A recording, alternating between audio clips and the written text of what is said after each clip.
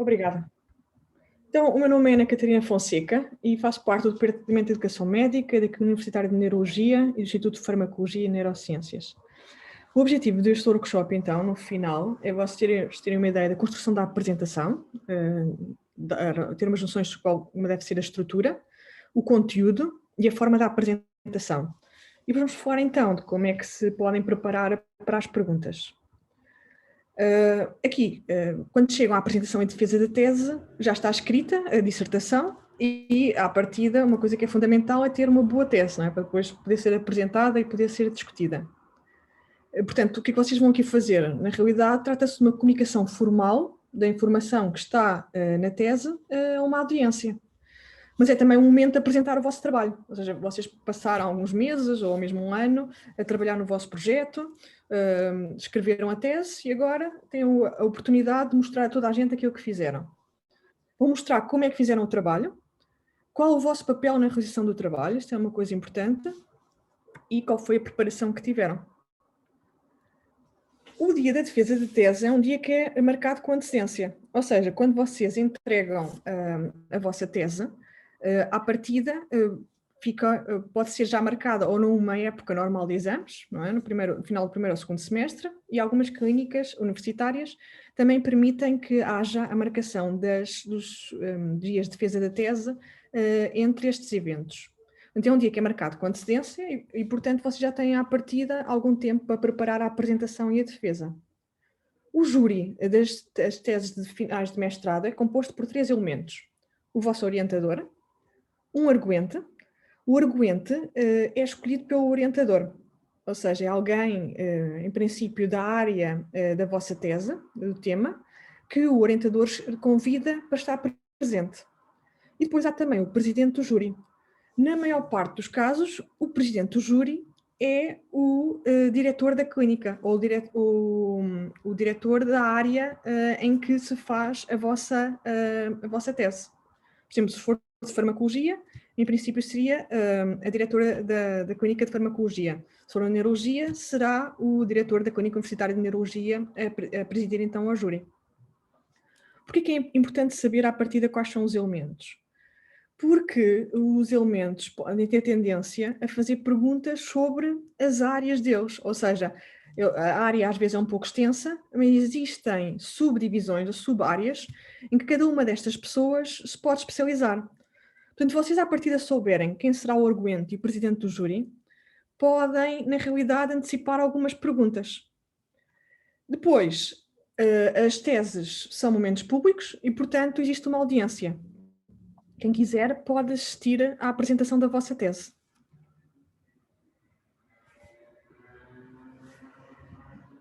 Na apresentação da tese, geralmente a apresentação é então feita de forma formal, oralmente, e vocês têm a oportunidade de utilizar um suporte PowerPoint. Geralmente a apresentação em si não deve ultrapassar os 10 minutos. E geralmente o que é que acontece? No início, o presidente do júri apresenta-vos e vocês então têm a possibilidade de começar a falar. Tem 10 minutos para fazer a apresentação.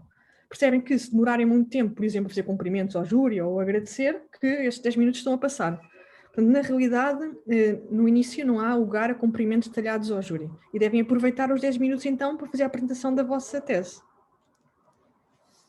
O que é importante? Como vocês veem, isto segue um conjunto de regras. Ou seja, ao início, a apresentação dos 10 minutos, e depois têm um tempo de discussão. Um tempo de discussão que cerca de 15 minutos. E, portanto, é 10 mais 15 e, em geral, não se deve ultrapassar este tempo. Como isto tem tudo uma série de rituais ou de passos, o que eu aconselhava é que vocês assistissem um dia a uma tese de um dos vossos colegas que vão apresentar ou discutir para ter uma ideia de como é que isto se passa, que era para poder estar mais à vontade. Daí também podem ver qual é o tipo de perguntas que se fazem, ou seja, ficam com uma ideia de como é que se vai passar depois então a defesa da vossa tese. Se vocês quiserem, podem fazer perguntas, está bem? Combinado? Ok, então, a estrutura geral da apresentação. Vocês já sabem, então, qual é a audiência, já sabem geralmente quem é o arguente e quem é o presidente do júri, e isso permite-vos, então, planear a vossa apresentação. No início, então, o que é que vocês vão fazer? Vão selecionar conteúdos da vossa tese, já vamos a ver como é que isso vai acontecer, e vão recolher também material visual. No momento da apresentação, muito importante, controlar os nervos, estarem calmos, tranquilos, relaxados, porque isso também influencia a vossa voz. Ou seja, durante a apresentação da tese, devem falar a um ritmo que não seja muito rápido, que é para permitir aos outros compreender aquilo que está a ser dito. Devem praticar a vossa apresentação várias vezes e depois estar dispostos a responder às perguntas. Então, por onde começar? Bem, a defesa é um bocadinho, a apresentação é um bocadinho diferente da tese. Enquanto que a tese, na realidade, muitas vezes é um ensaio longo e tem várias páginas e deve ter toda a informação necessária para compreender, a defesa, na realidade, e a apresentação é um momento condensado ou diminuído, na realidade. Ou seja, o que é que se vai apresentar na defesa? Na defesa vai-se apenas apresentar alguns pontos que são depois necessários da tese para suportar e provar a vossa investigação. Com a defesa, o que é que vocês têm? Com os elementos que estão a apresentar, têm de convencer os elementos do júri. Portanto, na realidade, enquanto que a tese é uma visão geral e detalhada, vocês, quando estão a apresentar, devem focar a atenção do júri apenas em alguns pontos. E são os pontos essenciais da vossa tese. Portanto, a apresentação e a defesa é uma visão focada daquilo que foi a vossa tese. Portanto, vamos começar então por ver o conteúdo, o que é que lá deve estar. Antes de preparar a apresentação, têm de ir rever novamente a tese. E o que é que têm de retirar de lá? Os conteúdos que consideram essenciais. Ou seja, vocês fizeram a tese. Se vocês tivessem de explicar a outras pessoas imediatamente, em apenas 5 ou 7 minutos, o que lá estava, quais eram as ideias-chave que vocês tiravam? Isto dá-vos uma ideia daquilo que deve estar nos vossos slides. Ou seja, os conteúdos que são essenciais para poder compreender toda a informação. A colocação de texto nos slides da apresentação deve ser reduzida ao mínimo essencial. Ou seja, não devem estar a colocar frases nem parágrafos completos. Devem apenas apresentar sob a forma de notas. Porque, como eu vos disse, aquilo que se pretende é que seja uma apresentação focada. Portanto, na realidade, aquilo que eu vos sugiro é que, quando estão a preparar os slides, pensem em colocar apenas uma ou duas ideias no máximo por slide. Porquê? Porque o tempo é curto, são cerca de 10 minutos. E se vocês tiverem a colocar várias ideias ao mesmo tempo, acabam por dispersar a atenção do júri. O que vocês querem é que eles, na realidade, se foquem naqueles pontos essenciais. Porque eles leram a tese à partida. Portanto, na realidade, na apresentação, vocês devem tentar ao máximo captar a atenção deles, mas de uma forma em que seja positiva, ou seja, que eles se lembrem de facto dos pontos que são mais importantes. Uma coisa muito importante, nunca devem colocar nos slides algo que não sabem explicar ou justificar. Muitas vezes eu já vi apresentações em que as pessoas colocam lá frases ou palavras, termos, que não sabem.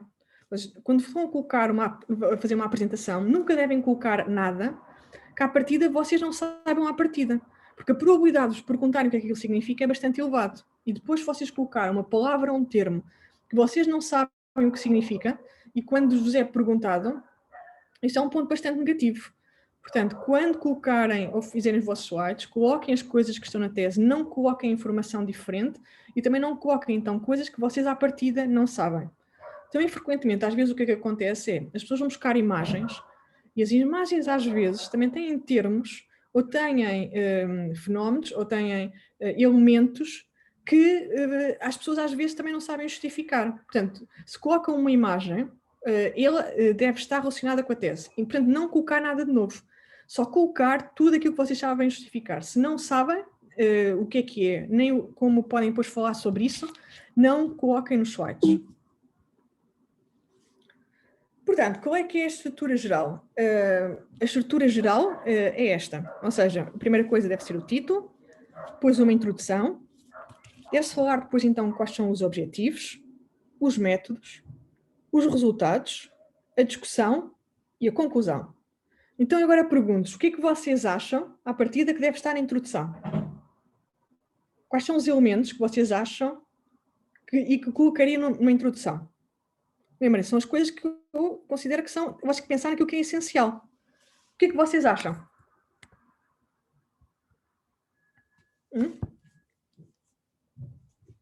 Podem falar ou colocar no chat. O que é que vocês acham? Na introdução, o que é que vocês acham? Devemos indicar o tema, aquilo que nós fizemos, qual era a pergunta à qual queremos responder. Sim, verdade, mas tem de colocar também o contexto, não é? Uhum. O que é que nós podemos dizer sobre o contexto? Abordamos a pesquisa que fizemos de uma forma Não, sintética? Não? na introdução, não. Então, a introdução é a primeira coisa. Nós vamos introduzir o tema. Na realidade, o arguente e o presidente do júri muitas vezes sabem qual é a área. O arguente sabe necessariamente, o presidente do júri pode não estar diretamente relacionado com a área, não é? Ou pode ter menos conhecimento. Portanto, a introdução que nós vamos fazer é falar primeiro sobre o contexto, não é? Sobre o contexto geral, e temos de fazer uma coisa muito importante, que é chamar a atenção dos elementos do júri para a importância do tema. Ou seja, temos de mostrar porque é que é importante estarmos a falar sobre aquilo. Imaginem que o vosso tema era, por exemplo, algo dentro das esclerose múltipla, insuficiência cardíaca congestiva, ou sobre artrite reumatoide. Vocês têm de explicar ao júri porque é que é importante. Ou seja, têm de dar primeiro uma pequena visão de qual é que é a importância em termos para a sociedade e no geral do vosso tema. E depois então vão afunilando a apresentação. Ou seja, falam na área em geral, falam do contexto em que se insere a vossa tese, e depois então falam da pergunta. Mas isto de uma forma muito resumida, certo? Tá? Portanto, vamos começar a introduzir aqui a área. O arguente muitas vezes está dentro da área, o presidente do júri pode não estar necessariamente. Portanto, qual é a importância do tema? Uma pequena revisão, ou seja, o contexto em que se enquadra a pergunta, onde é que o vosso trabalho, a vossa pergunta se vai encaixar. Portanto, e depois a questão específica que pretendem responder. Sim? Sim? Não? Sim. Ok.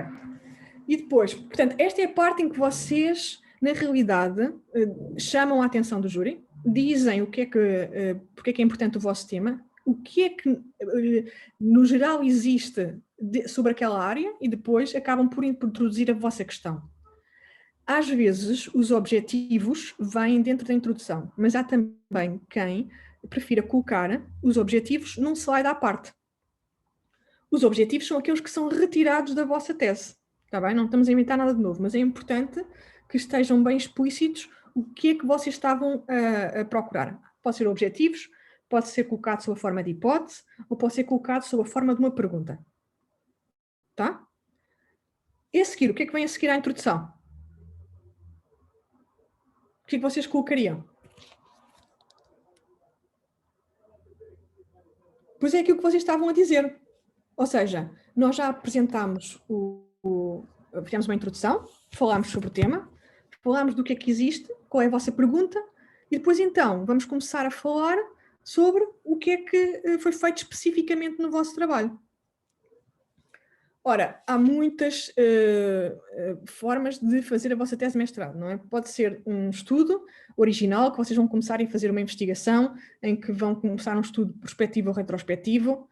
Pode ser, por exemplo, uma revisão da literatura, em que vocês vão a uma base específica, como PubMed ou Embase, ou Cochrane Trials à procura de uma pergunta específica, e depois fazem ou não uma meta-análise. Pode ser, por exemplo, a apresentação de um caso clínico, mas nos métodos vocês têm de detalhar muito bem o que fizeram. Porquê? Apesar da apresentação ser um resumo, uma forma de ver, de facto, a validade do vosso trabalho, e se ele foi ou não foi bem feito, é a análise dos métodos. Portanto, esta parte é mesmo fundamental. É muito provável que os façam perguntas sobre os métodos. Porquê? Porque se os métodos não estiverem bem detalhados, as pessoas podem pensar que pode haver ali uma viés ou alguma limitação. Portanto, uma coisa que tem de estar nos métodos é logo à partida qual é o tipo de estudo que vocês realizaram. É um estudo qualitativo? É um estudo quantitativo? Por exemplo, o que é que eu quero dizer como estudo qualitativo ou quantitativo? Vocês sabem? Hum?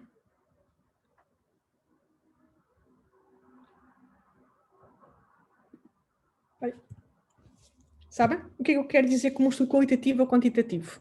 Há diferentes formas de fazer investigação. Vocês podem, à partida, querer um resultado quantitativo, por exemplo, tentar perceber se um biomarcador é melhor numa determinada situação que a outra. Vocês vão ter um resultado quantitativo, vai ser um número, na realidade.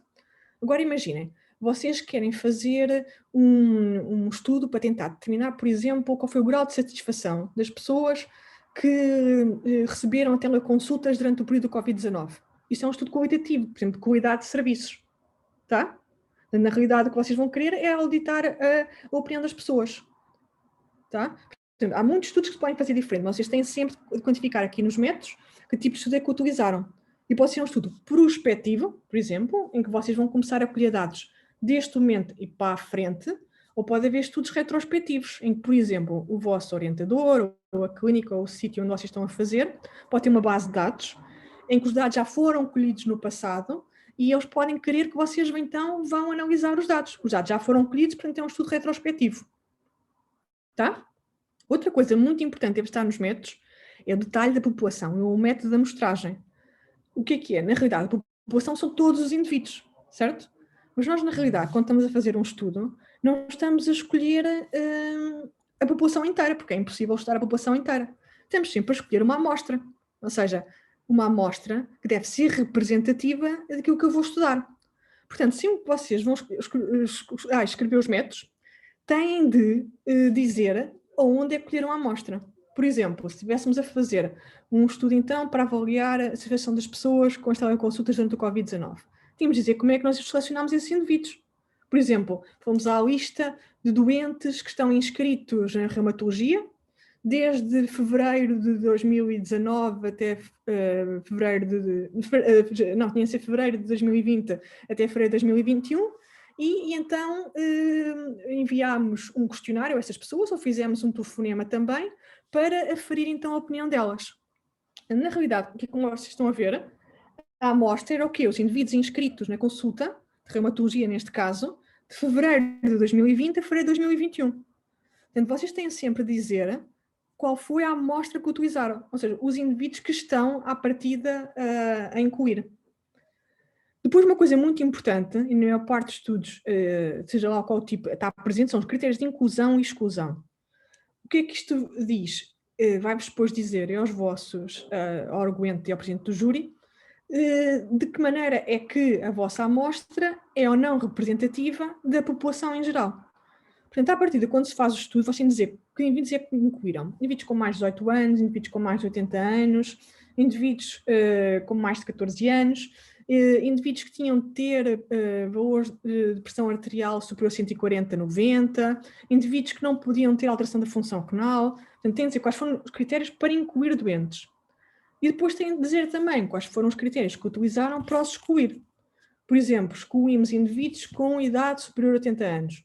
Excluímos indivíduos que não tivessem ido à consulta de reumatologia, por exemplo, naquele caso, no ano anterior. Ou seja, que não pudessem ter um ponto de comparação, não é, com as consultas antes de serem feitas telefonicamente durante a duração do Covid-19. Portanto, tem de dizer sempre quais são os doentes que estão a incluir, ou a amostra, os indivíduos, com os critérios de inclusão e de exclusão. E outra coisa muito importante é sempre dizer que dados é que foram colhidos e analisados, que é para se ter uma ideia de quais as variáveis que estão presentes. Se for um estudo laboratorial, tem de estar detalhado aqui nos métodos qual foi o protocolo experimental. Ou seja, como é que as amostras foram colhidas, como é que as amostras foram armazenadas, como é que foi o processo depois de análise das amostras, se for um biomarcador, por exemplo, que métodos é que foram utilizados para determinar, qual foi o tipo de kit que foi utilizado. Ou seja, se for um protocolo experimental, ele tem que estar aqui completamente detalhado. Tá? Portanto, nos métodos é a altura certa para vocês dizerem o que é que fizeram. E aqui é um momento em que, de facto, deve estar bem explícito como é que o estudo foi feito. Depois, na maior parte dos estudos, existe uma análise estatística. Aqui devem dizer, por exemplo, que tipo de testes estatísticos é que foram utilizados, como é que o nível de significância foi estabelecido, geralmente é P inferior a 0,05, mas em outros estudos, normalmente exploratórios, pode ser diferente. Ou Já aqui é um momento relativamente crucial, na realidade.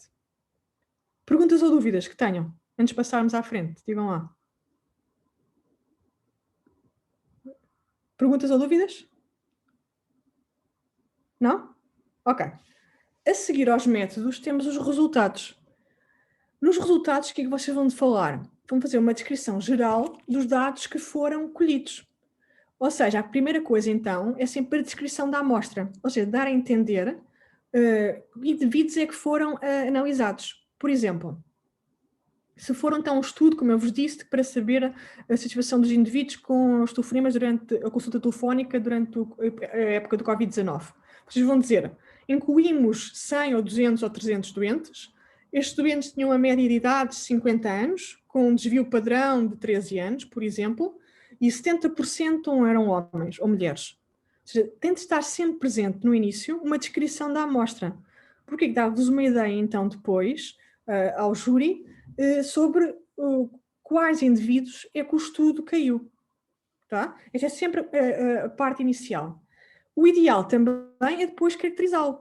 Por exemplo, imaginem que estão a fazer um estudo em que estão a determinar o efeito de um biomarcador. Vocês têm de saber à partida e estar aqui presente nos resultados quais eram as características dos indivíduos que poderiam influenciar depois a determinação desse biomarcador.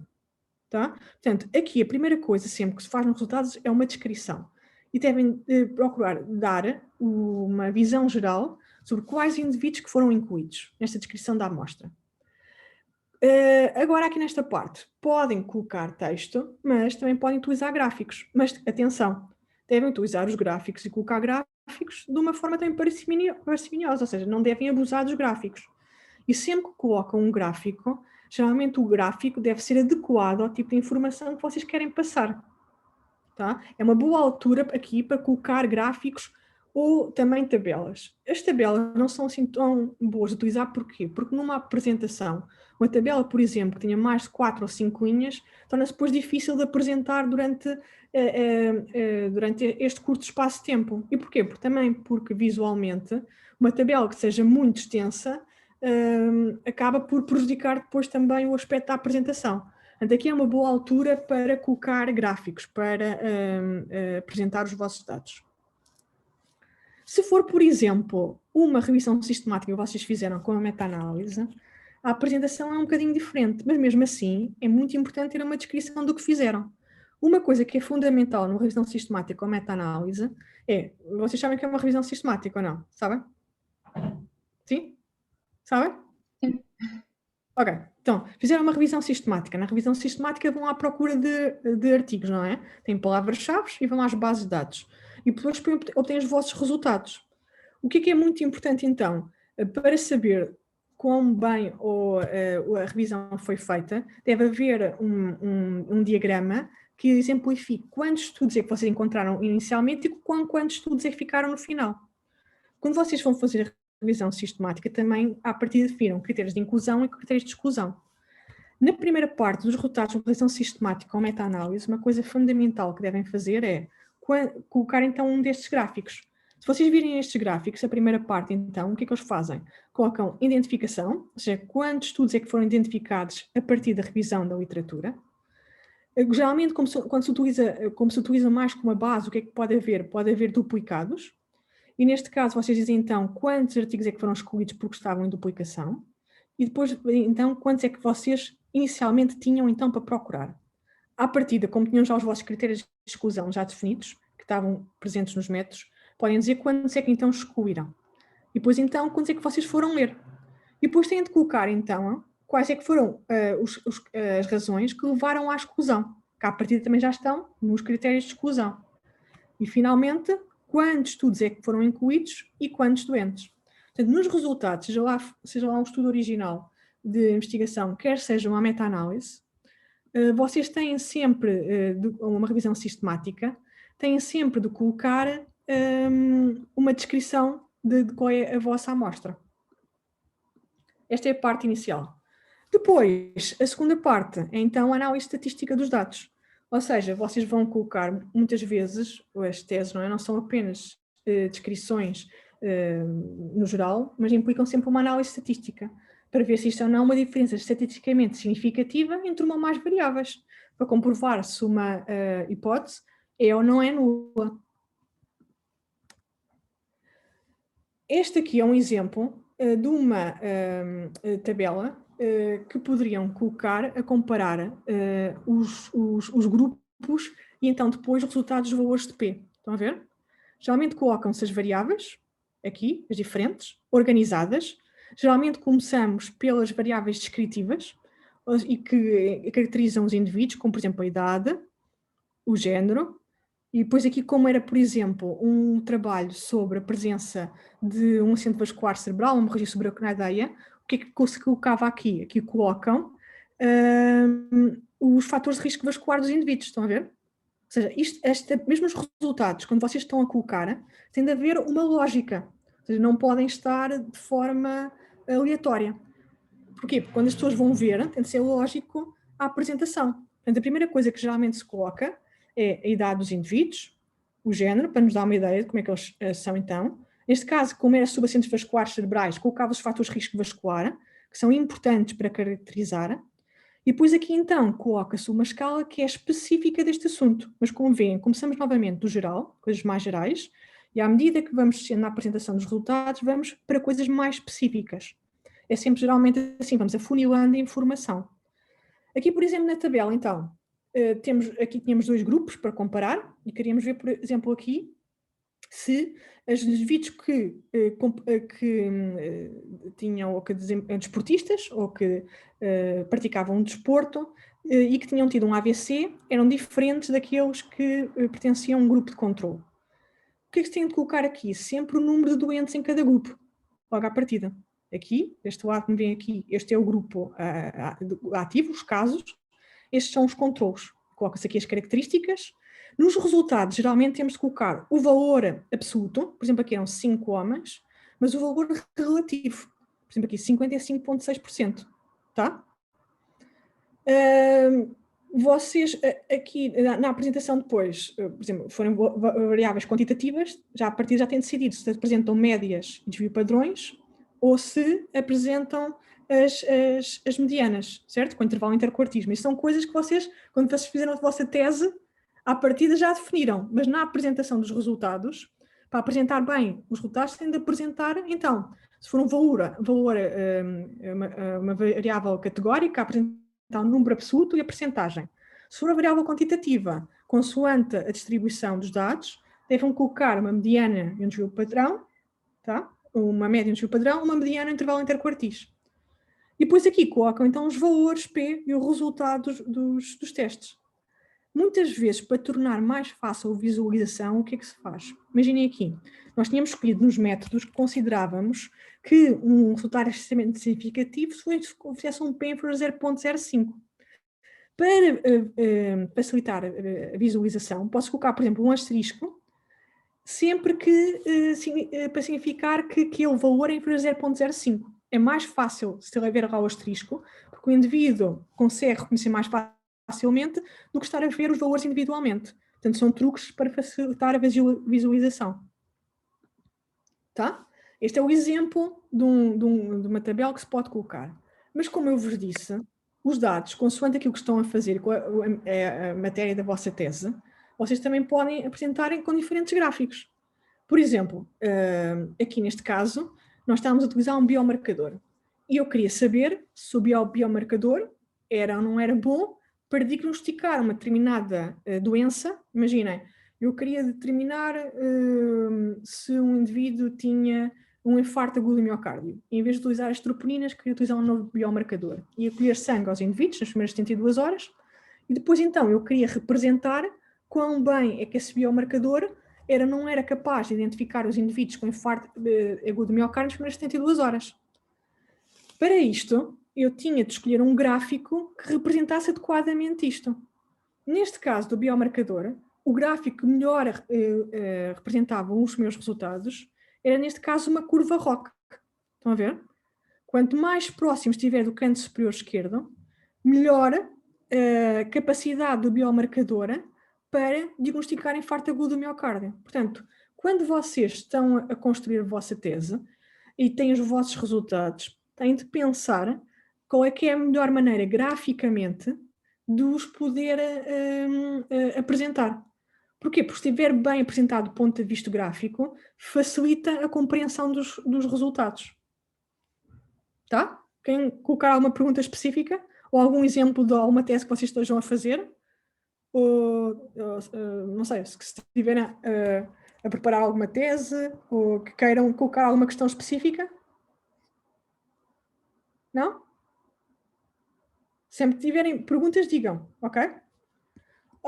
Então, na vossa apresentação, vocês colocaram, então, fizeram a introdução, como eu vos disse, colocaram depois os objetivos, falaram sobre os métodos, apresentaram os resultados e falam, então, da discussão.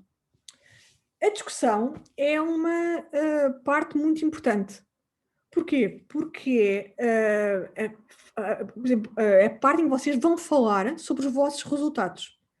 Nos resultados, a apresentação é muito objetiva, ou seja, são só factos que vocês colocam. Vocês colocam apenas os resultados, não fazem interpretação. É mesmo muito pragmático. Quando chega à discussão, vocês têm a hipótese, pela primeira vez, de falar sobre os vossos resultados. O que é que se coloca na apresentação? A primeira coisa deve ser um resumo muito simplificado, quais foram os achados principais. Que é porque se vocês tiverem apresentado vários dados nos resultados, a primeira parte da discussão, com a apresentação novamente, o que é mais importante, chama a atenção sobre os pontos que vocês então vão falar. Lembram-se que na introdução falámos um pouco sobre o contexto. Ora, aqui na discussão, vocês vão falar sobre qual é o significado daquilo que vocês tiveram, dos vossos achados, no contexto daquilo que já era conhecido, daquilo que já se sabia. Portanto, na realidade, aquilo que vocês vieram a colher agora de novo é ou não diferente daquilo que já se sabia. E se é diferente, então, o que é que adiciona? É a parte em que vocês, na realidade, vão dizer o que é que os vossos resultados significam. Também pode ser a parte em que vocês vão justificar os resultados na realidade. Depende do tipo de tese em que vocês estão a trabalhar. Mas então, como vocês veem aqui, é a parte em que vocês, então, na realidade, têm hipótese de dizer qual foi a importância ou a relevância daquilo que descobriram. O que é que vocês acham que tem de estar mais na discussão? Não é só isto. Portanto, vocês falam daquilo que descobriram, falam do onde é que isto se encaixa no contexto daquilo que já sabiam, mas o que é que tem de estar também mais na discussão? O que é que vocês acham que é importante estar na discussão? Portanto, é a primeira parte em que vocês podem falar abertamente do vosso trabalho.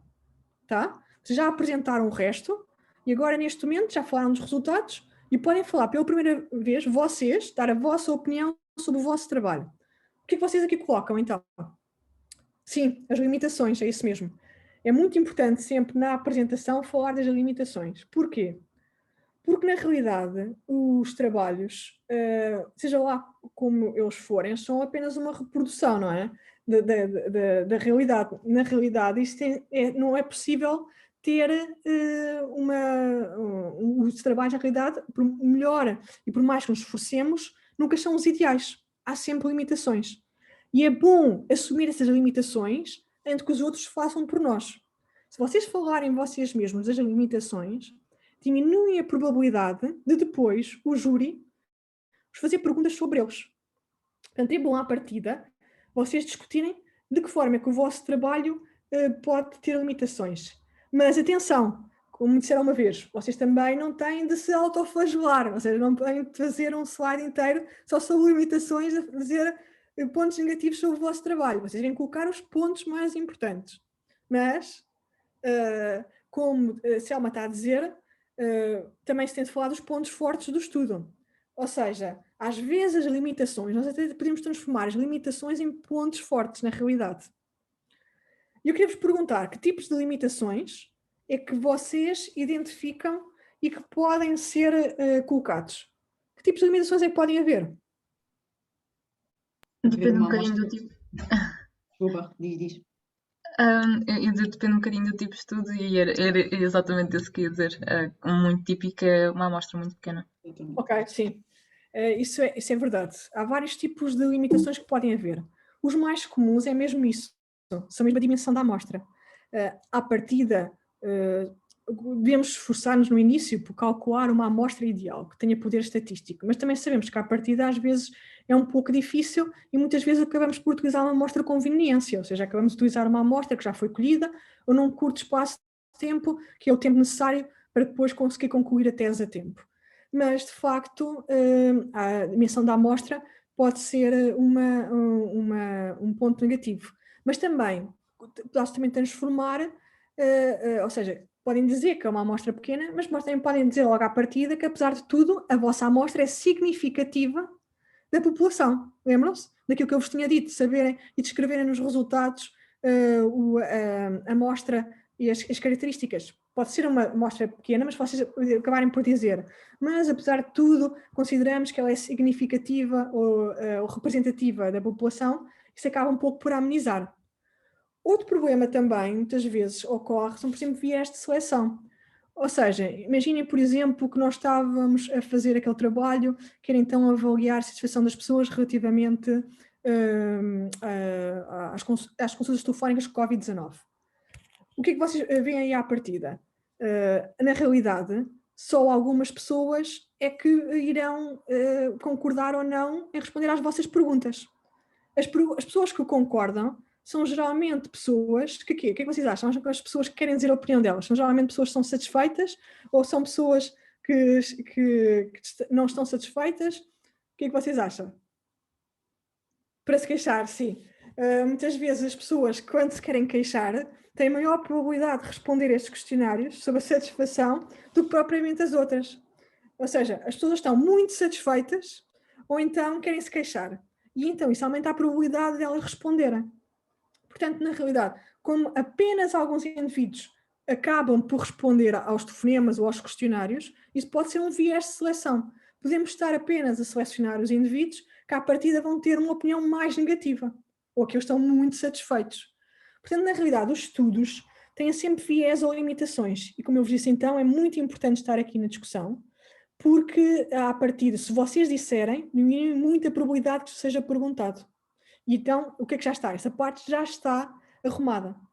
E depois, como vos digo então, transformar as limitações, sempre do possível, em pontos fortes na realidade. E devem sim dizer quais são os pontos em que o vosso estudo se distingue dos outros. Outra coisa muito importante e que às vezes é perguntado é, vocês fizeram a vossa tese, o vosso projeto e têm um resultado que pode então adicionar mais alguma coisa àquilo que se sabe. Uma coisa que vocês podem dizer é como é que esse resultado pode servir para desenhar estudos futuros. Tá? Portanto, uma coisa importante aqui inteira é falar então sobre como é que vocês anteveem a continuação do estudo, ou quais são os pontos seguintes. Porque isso é também uma pergunta que muitas vezes é colocada. Portanto, fizeram e colocaram estes pontos todos, depois chegam à conclusão. A conclusão é o sumário daquilo que foi encontrada. É a resposta ao objetivo, à hipótese ou à pergunta que vocês foram colocaram. E deve ser muito focada novamente. 1 ou 2 slides, quanto muito.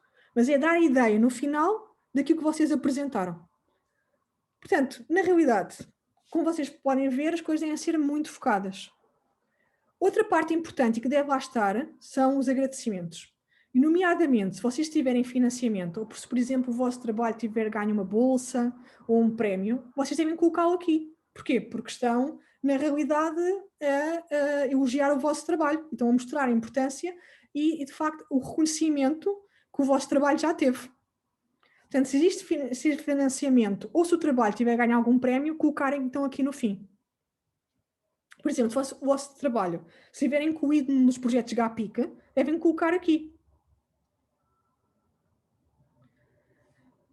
A estrutura que eu disse foi essencialmente para estudos originais, ou também pode ser utilizado em revisões sistemáticas ou meta-análises. Se for um caso clínico, também é muito semelhante. O que é que acontece? A parte dos métodos e dos resultados são substituídos pelo caso clínico. Mas também tem um título, tem uma introdução, e vocês têm então de falar novamente sobre a área e sobre o contexto e onde é que o vosso caso clínico se insere, falam sobre o caso clínico, e depois na discussão vão falar sobre qual é que é então, o ponto novo, de forma que o vosso caso clínico difere ou é importante relativamente ao panorama geral, não é? E depois tem uma conclusão. Portanto, a estrutura é muito semelhante da realidade. Só que aqui os resultados e métodos acabam por ser substituídos pelo vosso caso. Portanto, isto foi o conteúdo, mas também é muito importante a forma, não é? A forma é ter uma boa apresentação. Porquê? Vocês estão a impressionar os elementos do júri, na realidade, é isso que vocês querem.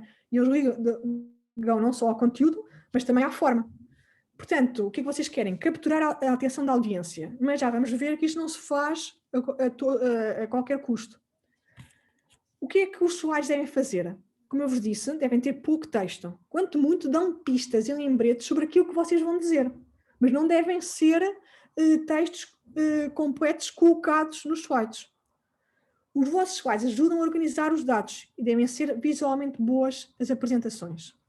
Portanto, aqui é um exemplo. Vocês têm duas formas de ligar A a B. Estão a ver? É muito mais agradável olhar para de baixo, não é? Que é muito mais simples do que a outra.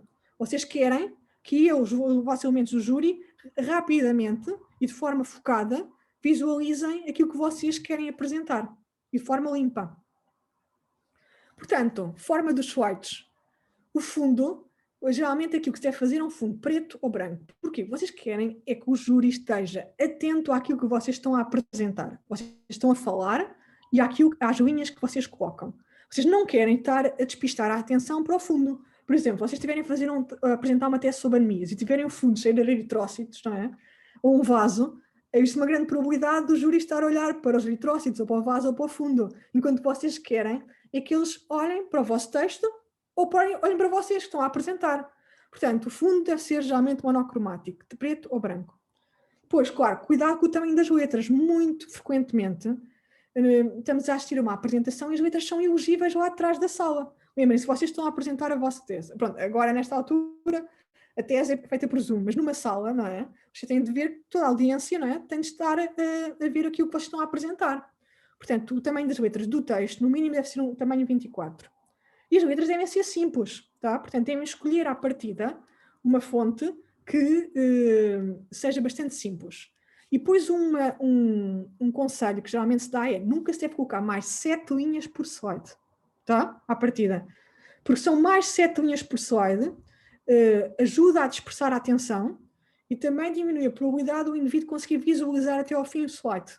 E vocês lembram-se, vocês querem ter uma apresentação simples, focada e encaptem as vossas ideias. Portanto, não colocar mais 7 linhas por slide. É aquilo que geralmente é aconselhado. O que se aplica ao texto também se aplica às imagens. Ou seja, se vocês vão colocar alguma imagem, já como vos disse, devem colocar imagens com coisas e com detalhes que vocês conhecem. E só vão colocar imagens que complementam a informação. Não devem estar a colocar imagens que não acrescentam nada. Ou, por exemplo, imagens sobre humor ou outro tipo de coisas. Quer dizer, isto é a tese, tem 10 minutos para apresentar, devem ser focados. As imagens só se colocam se de facto adicionarem alguma coisa ou se tiverem alguma relevância. Caso contrário, estão apenas a dispersar a atenção. Agora, número de slides por apresentação. O que é que vocês acham? Numa apresentação que tem 10 minutos, quantos slides é que nós devemos colocar no máximo? O que é que vocês acham? Qual é a vossa opinião? Eu diria que se calhar uns 15. 15, já vamos ver. Mais? Quem é que diz mais?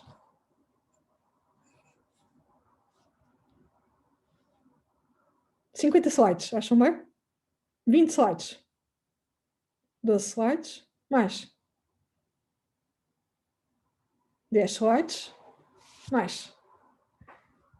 15.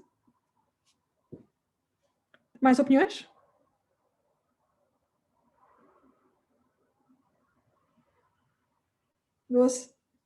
Vocês são todos muito conservadores.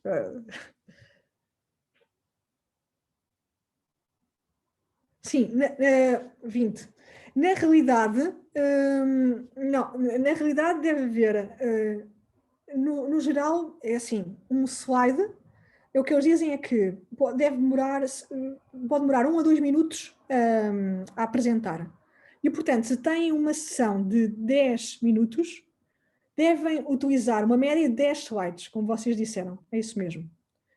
16, 22 é demasiado.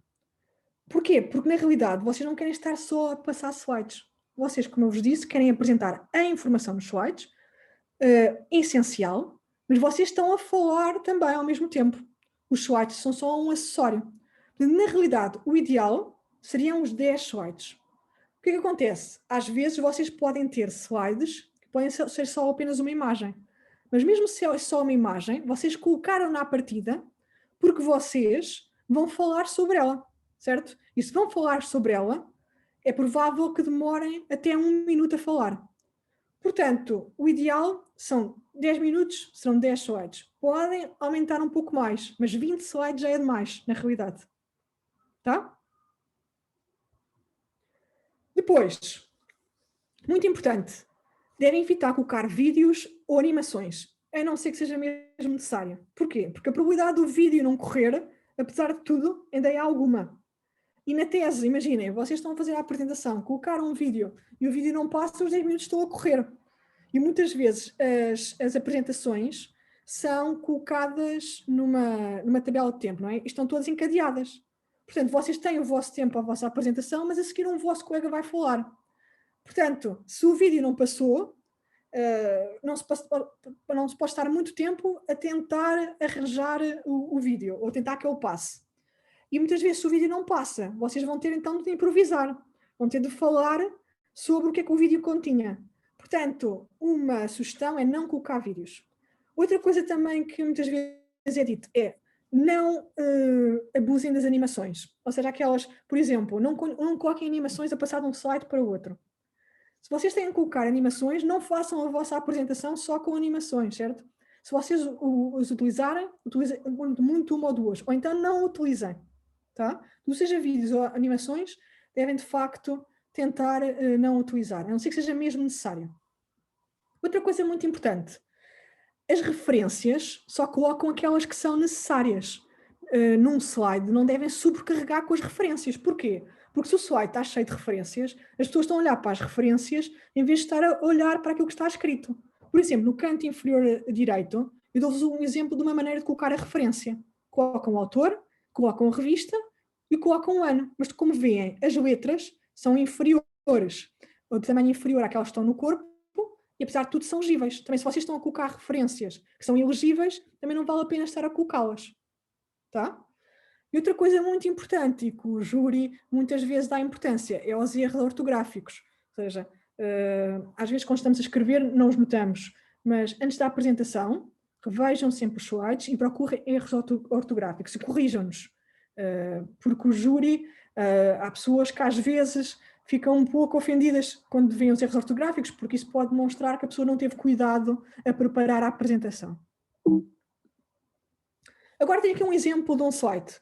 E o que é que vocês me digam? Porque é que acham que o slide está bem ou está mal? O que é que vocês acham? Está mal, tem demasiada informação. Ok. Nunca se vai conseguir ler isto. Quantas linhas é que tu colocavas então no máximo? Se calhar 5. Ok. E mais coisas. Porque é que ele está mal? Não é só o texto. É o quê também?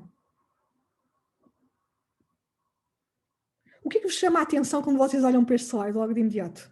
Há uma coisa em que a vossa atenção vai logo. Para quê?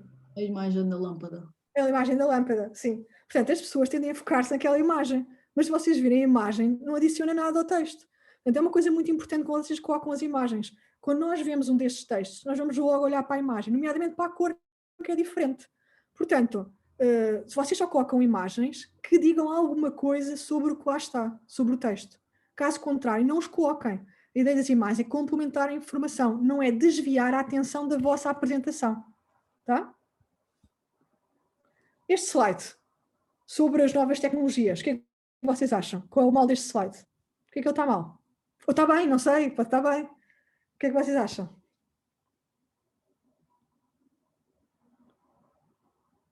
Sim, é isso mesmo. Ou seja, novamente, eu disse, ter cuidado com as imagens. Quando vocês olham para aqui, vocês sabem, para que vocês olham? Para que lado é que olham primeiro? Ou seja, é a mesma coisa, a vossa atenção acaba por ficar dispersa. Quando olham para a direita, ou como para a esquerda, ou com o boneco ao meio. E mesmo que o indivíduo esteja a falar, vocês estão com mais atenção a tentar olhar para o slide, para tentar captar as diferentes imagens, do que propriamente a prestar atenção à apresentação. Portanto, novamente, aqui o problema é demasiadas imagens. Novamente, só utilizar imagens se elas adicionarem alguma coisa de novo, ou nova informação. Qual é o erro deste? Ou os erros? Ou porque é que está bem? Se calhar pode estar bem. Imagem de fundo. Imagem de fundo, novamente. Vocês olham o quê? Olham para o texto ou olham para a imagem de fundo? Olham para a imagem de fundo, não é? Vocês têm tendência a olhar para o vermelho do carro aqui. E o texto depois tem de fazer um esforço para olhar para o texto, não é? E o texto está é bem. demasiado. O texto é demasiado, novamente. É demasiado, tem demasiadas linhas, e depois outro erro é que aqui o texto está mesmo escrito texto. E aqui, uma coisa importante é, quando nós estamos a escrever, nós não estamos a colocar parágrafos inteiros. Nós só estamos a colocar notas. Notas mais importantes sobre aquilo que vamos falar, porque vocês não estão a ler os slides. Os slides só servem para complementar a vossa apresentação. O que é que vocês acham deste? Bem, mal? Força.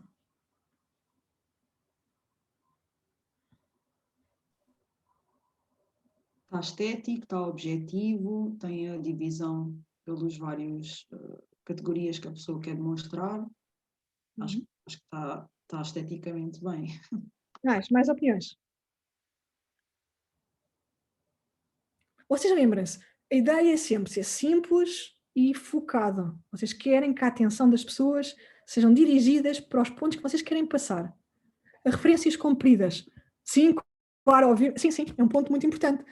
As referências, se vocês forem ver, já são demasiadas referências e ninguém vai estar a ler estas referências todas, não é? Com os autores todos, com o título, não é? Portanto, a referência, sim, é isso mesmo. As referências aqui estão erradas. Como eu vos disse, quando se coloca de forma abreviada num dos cantos, mas não se coloca assim. Estas são demasiadas e estão todas em bloco e, de facto, acabam por aqui também distrair. E mais? Todos acham que está bem? Todos concordam? Todos... Desculpa, eu queria só perguntar, já tinha perguntado aqui no chat e também é uma dúvida que eu tenho, quando é que e quais é que são as referências que devemos colocar? Só colocam as mais importantes. Imagina, tu colocaste uma afirmação nos slides. Os slides são coisas selecionadas, não é? Máximo 7 linhas. Imagina, e fizeste uma afirmação, e essa afirmação precisa de uma confirmação, de uma validação. Tens de colocar lá a referência de onde foste buscar aquilo. Imagina, colocavas as doenças respiratórias obstrutivas crónicas são as principais causas de morbilidade e mortalidade. Tens de pôr ali qual foi a referência, porque isso é uma afirmação bastante forte, tá? Tudo aquilo que se for necessário confirmar, tem de lá ter a referência, porque isso apoia aquilo que estás a dizer. Portanto, na realidade, quanto muito, podes pôr ali no máximo 2, 3 referências, mas não mais do que isso, mas de uma maneira abreviada, tá? E vocês já colocam então as referências que são essenciais para justificar aquilo que estão a dizer. Sim? Ok, obrigada. E Então, no final depois devemos ter um slide, aquele slide típico, com as outras referências ou não vale a pena na apresentação? eu acho que não vale a pena. Porquê? Porque, na realidade, ninguém vai ver as referências. A apresentação, não é? Tu tens aquele tempo, tens 10 minutos e tens um número finito de slides. Esse slide, ninguém o vai ver, nem ninguém vai ler, certo? O que é importante? É que à medida que vais fazendo a apresentação, se houver alguma de facto, uma frase ou uma citação que seja importante, tens sempre de lá ter a referência. E essa referência deve estar lá, junto à citação, para que se possa ver de forma imediata. Porque o júri, às vezes, pode ver alguma coisa que tu escreveste e pode dizer, mas porquê que diz isto? Porquê que justifica-se? Se tiveres lá no slide já a referência, é muito mais fácil depois, ou seja, ele, quando vê a referência, tem logo a ideia de onde é que aquilo vem. Tá? Portanto, as referências, a mais importante deve estar junta ao sítio em que tu mencionas aquilo. Portanto, o que tu fazes, na realidade, é escolher algumas coisas, não é? Nós não estamos a colocar as referências todas da tese. Tá? Mas este slide, toda a gente utilizava isso? Todos acham bem o slide? Sim? Então, o que é que acham? Qual é a vossa opinião? Vocês faziam um slide assim, igual a este? Ou não? Já vimos as referências? Eu acho que este slide, em termos de cores, por exemplo, o amarelo, se isto fosse exposto numa sala, se fosse projetado o amarelo sobre fundo branco, não se veria tão bem. Okay. E se calhar usava outro código de cores, digamos assim. Muito bem, sim, isso mesmo. Temos sempre de ter cuidado, porque isto, na realidade, aqui é no Zoom, não é? Mas depois, na maior parte dos casos, estamos a projetar. E há cores que podem desaparecer na projeção. E outra coisa também é que não devemos utilizar geralmente mais que 3 cores. Isto tem mais que 3 cores? Tem 4, não é? Tem 2 variantes do azul, tem um amarelo e tem o preto. Portanto, na realidade, no máximo, devem utilizar, quanto muito, 3 cores. E aqui, novamente, há alguma coisa que chama a vossa atenção ou não? Por que vocês olham imediatamente quando olham para este slide? Para um, Para uma um, bolinha. é isso mesmo.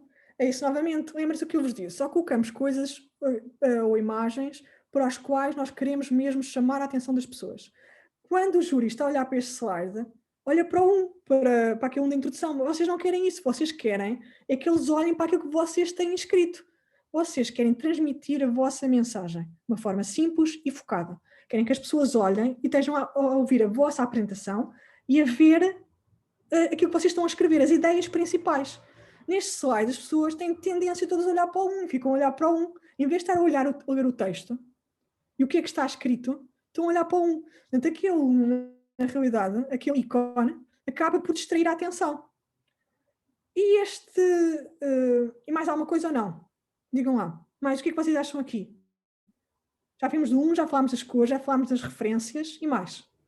Eu tenho uma questão, não sei se é isso que está a falar, mas a legenda desta figura, neste caso, não está a acrescentar nada, porque o que está escrito é a mesma coisa do que está na imagem, e eu também tinha uma questão de como é que devemos proceder em relação às legendas de figuras, porque já ouvi dizer que deviam ser postas, já ouvi dizer que não deviam ser postas porque nós vamos explicar o que é que está nessa figura que estamos a apresentar. Ok. Isto não é bem uma figura, isto é mais um esquema, não é? É um esquema que ela utiliza para mostrar informação. As figuras dos resultados devem ter uma legenda à partida, porque é o sítio onde tu vais identificar o tipo de gráfico que estás a utilizar, tá? Dizes gráfico de barras, dizes gráfico de barras ilustrando, e depois tens de falar, mas deve lá estar de forma reduzida, de facto, aquilo, a legenda da figura, mas uma linha no máximo, mas nos gráficos, nos resultados, deve estar presente, tá? Isto aqui é um esquema, portanto este esquema, na realidade, não precisa ter ali a legenda, mas se for uma figura dos resultados, deve lá estar. Primeiro identificar o tipo de gráfico e alguma informação, mas mínima e resumida sobre aquilo que se está a ver no gráfico, tá? Ok, então vamos passar aqui à frente. O que é que acham do gráfico? Do slide, desculpa.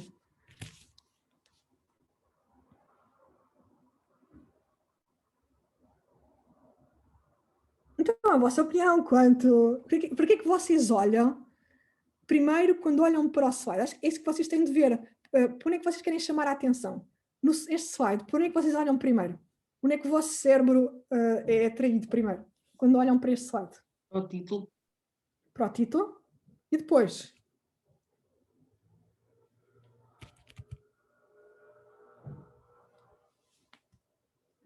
E compreende a informação ou não?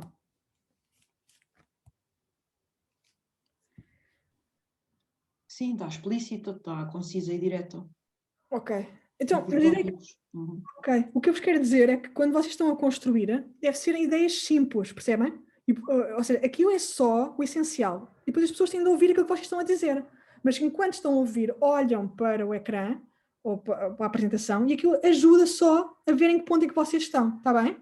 Deve ser simples e não ultrapassar de facto as 7 linhas. E tem ali uma referência, estão a ver? Referência ali no canto inferior direito. Este, o que é que vocês acham deste? Por onde é que vocês olham primeiro? Ou por onde é que vocês querem olhar primeiro? Por onde é que fogem de olhar primeiro?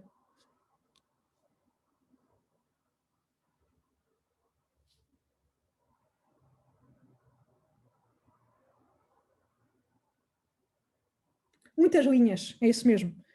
Este tem muitas linhas, não é? Tem 1, 2, 3, 4, 5, 6, 7, 8, 9, 10, na realidade, esta introdução. E o conteúdo da introdução? O que é que vocês acham do conteúdo da introdução?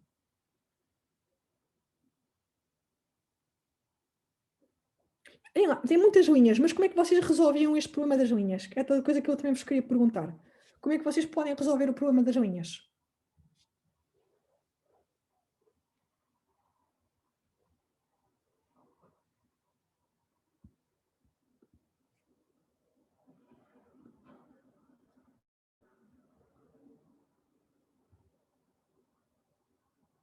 Por exemplo, aqui nos subtópicos, são exemplos que a pessoa quer dar do que explicou e são facilmente explicáveis oralmente, digamos assim, e não precisam de estar, se calhar.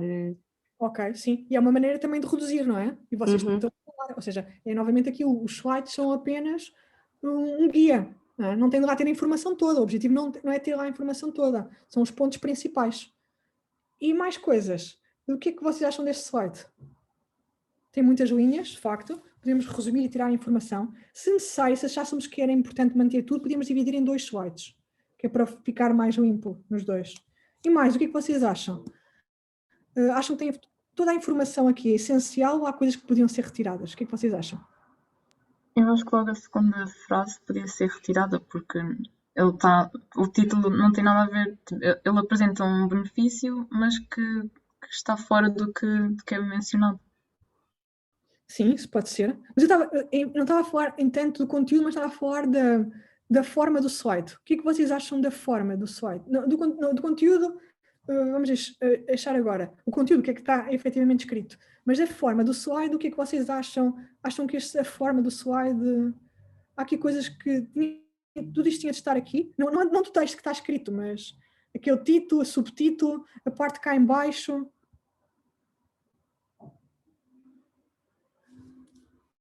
O rodapé, sim. O rodapé não precisa lá estar, na realidade. Vocês lembram-se, vocês querem slides que sejam simples, não é? À partida e que chamem a atenção. Não precisam de estar a colocar o dia da tese, não é? E o ano em todos os slides, nem o título da tese. As pessoas sabem o título da tese, à partida. E isso não adiciona nada à informação. Mas o que é que faz? O que pode é distrair a atenção, porque as pessoas estão a olhar para ali, ou para o canto inferior esquerdo. Vocês têm a ver, a olhar para todo o slide, não é? O melhor é sempre tentar passar uma informação direta e clara. Como também, por exemplo, aqui tem um título e um subtítulo. Será que justificava ter um título e um subtítulo? Ou seja, só coloquem aquilo que vocês acham de facto que é essencial. Ok. Portanto, vocês já fizeram a apresentação, já têm os slides. O que é muito importante? Ensaiar a apresentação. Porquê? Porque vocês têm que cumprir o tempo. É mesmo muito importante. Uma das coisas que é vista é se a pessoa faz a apresentação dentro do tempo. E é dentro do tempo sem estar a falar a correr. Se estiverem a falar a correr e a passar os slides todos à pressa, cumprir o tempo, mas o júri pode não compreender assim tão bem a vossa apresentação. O que é ideal? O ideal é ensaiar a apresentação, ver se de facto se eu cumpro o tempo e apresentar alguém, nomeadamente o alguém será o vosso orientador, que é para tentar ver se de facto os tópicos estão todos lá contidos, não é? Portanto, o ideal é sempre apresentar para alguém e controlar sempre a velocidade da apresentação.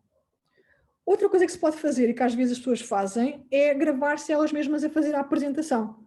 Porquê? Porque isso pode-vos dar uma ideia se vocês estão a falar demasiado rápido, demasiado lento, e pode também dar a ideia se vocês estão a colocar demasiado ênfase num ponto que vocês acham que não é assim tão importante.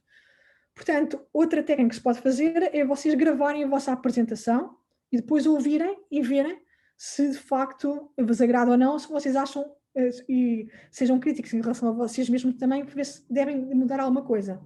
Mas a apresentação deve ser também feita com o orientador e deve ser ensaiada com o orientador. É muito importante, então, respeitar o tempo. Se utilizarem um ponteiro, então deve-se utilizar um ponteiro, não se deve utilizar um ponteiro, o que é que vocês acham?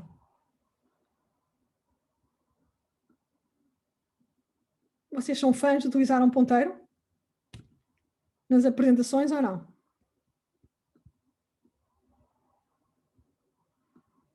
Não. Todos? Alguém? Depende sempre um bocadinho do tipo da apresentação, mas acho que para este caso não. O ponteiro? Sim. Ok, no ponteiro, deve-se tentar ao mínimo não ter de utilizar o ponteiro. Porquê? Porque quando vocês estão a colocar a luz, na realidade, estão a chamar a atenção para um ponto específico, mas também estão a perder tempo, na realidade, e na realidade estão a dispersar a atenção. Portanto, na realidade, se utilizarem um ponteiro, mantê-lo sob controle, ou seja, não agarram no ponteiro, andam com o ponteiro pelo ecrã todo, e, nomeadamente, não andar a fazer os círculos, não é? Às vezes as pessoas fazem, e depois vão fazer círculos com o ponteiro à volta, e depois o círculo até pode ter uma área superior ou maior. Ou seja, se vocês colocarem o ponteiro, devem ir desde o extremo do ecrã. Vocês estão a ver a minha seta? Sim? Conseguem ver a minha seta? Sim? No ecrã? Sim, professor. Ok.